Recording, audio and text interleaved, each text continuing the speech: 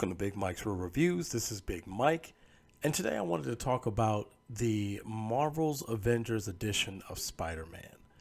Now, I wanted to give my review on this. I've gotten a few hours of gameplay in. I've had a little bit of fun with it. I've recorded some of my gameplay, and I just wanted to give you my thoughts on this new edition of Spider-Man. So, first and foremost, like I said before, I got in some good amount of gameplay, and I have been having fun with this. However, there are some gripes, of course, and a lot of it comes from what most people gripe about this game. First and foremost, the repetitiveness of the missions. This particular expansion, which can't even be called an expansion, it's just an addition of Spider-Man. Because first and foremost, like with the War of Wakanda expansion, the Black Panther expansion, he had a pretty in-depth story. And I really, really did enjoy that. Probably even more even more than the actual campaign of the game, the first player or first person campaign. But what really made this suffer was the fact that they didn't give Spider-Man an actual mission gameplay or an expansion.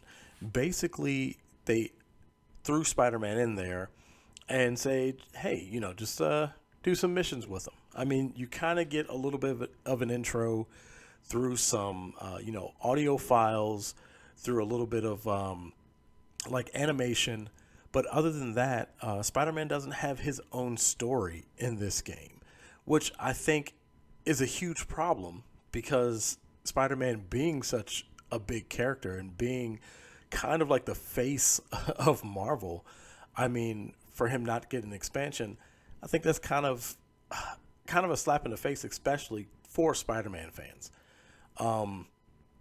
But my personal opinion of why this happened is probably just because if this is a Sony exclusive or PlayStation exclusive, right, to PlayStation 4 and 5, I feel like the developers didn't want to put a whole bunch of time and effort into it just because only the people who play on PS4 and PS5 are going to be able to enjoy playing as Spider-Man. You could really tell the TLC that was put into the War for Wakanda expansion.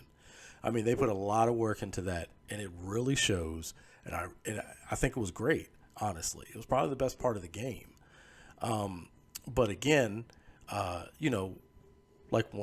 of the main gripes, as most people, contend with, is just the fact that, it's just repetitive after a point. And I mean, I'm not knocking anyone who does like that. I mean, I can see why. It is pretty fun, but after a while, I just kind of get bored with it.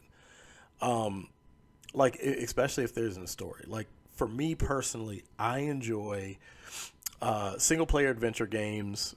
I love a good story in a game. I love playing through it, like an interactive movie. So, with that being like my favorite games, I don't particularly like, playing online either. And I know a lot of this, Avengers game is to play online, level up. A lot of people like to play online with their friends and stuff like that. I don't particularly enjoy that because I just like to, my time is kind of limited. So I like to play when I like to play. And I don't like to rely on people, to play. And I really don't like to play with strangers, especially, online. So that's probably why I tend to stick to, single player adventure games.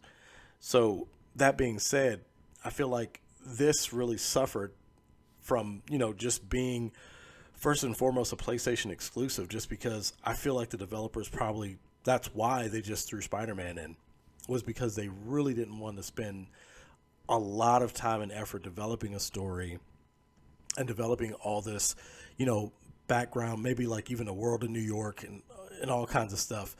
And just for the, PlayStation players to be able to enjoy that, and PC and Xbox, and because this isn't an exclusive game, this is available on all platforms. So I kind of understand it, but I feel like that's where it suffers.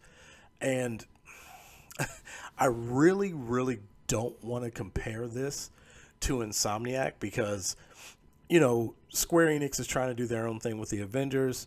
They've caught a lot of flack, from how this game is set up, loot based and just leveling and all that kind of stuff, and like you're basically paying for suits and different costumes and all that.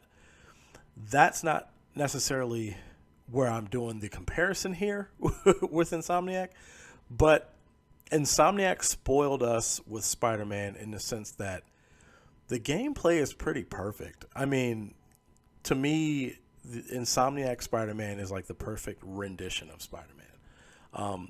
It's arguably the best Spider-Man game ever put out. And I mean, when you play Insomniac's, Spider-Man for PS4, now the, remaster for PS5, also Spider-Man Miles Morales for PS5, also available on PS4. Those games are masterful. I mean, in my opinion, the gameplay, the fluidity of Spider-Man, the web swinging, all of that. I mean, it's it's arguably, the perfect Spider-Man game.